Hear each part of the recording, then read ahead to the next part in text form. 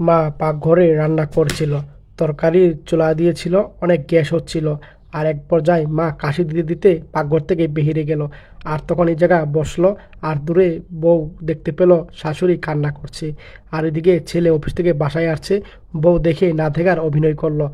আর তখন কাছে গেল। আর শাশুড়ি এমন করছে, এই দৃশ্য দেখে মুখটা ভেটকি মেরে চলে গেল। শাশুড়িকে একটুও ধরলো না। ছেলে সিঁড়ি দিয়ে উপরে উঠছিল। এক পর্যায়ে দরজা খুললো। দরজা খুলতেই সেও একটা গ্যাস পেল। আর দেখতে পেল মা পড়ে আছে পাকঘরের দরজায়। আর ছেলে দেখে অবাক হয়ে গেল। আর তখন দৌড়ে ছেলেটা পানি নিল। আর পানি নিয়ে তার মার কাছে যাচ্ছে। আর মার কাছে গিয়ে ছেলেটা হাতে একটু পানি নিয়ে মুখের উপরে ছিটে দিল। এক পর্যায়ে মাকে ডাকলো। আর মার জ্ঞান ফিরল। আর মা আস্তে আস্তে করে উঠলো। আর উঠে বসলো। মা চালু করে পানি খাও। আর মা তখন পানি খাচ্ছিল। আর এদিকে বউ দেখে অবাক হয়ে গেল, তার স্বামী আসছে।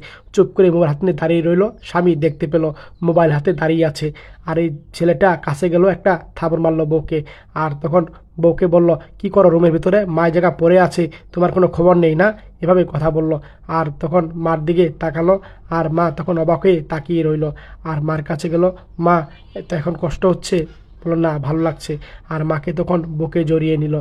আর তখন এই বউটা বলল, মা সরি, আমাকে মাফ করে দেন, আর কখনো করব না। আর তখন শাশুড়ি সব কিছু ভুলে গিয়ে তখন ডাক দিল তার বৌমাকে। আর বৌমা কাছে গেল। আর তখন তাদের দুজনকে বুকে টেনে নিল। সত্যি প্রকৃত শাশুড়ি এমনই হওয়া দরকার। শেয়ার করে দিয়েন ভালো লাগলে ভিডিওটা সবাই।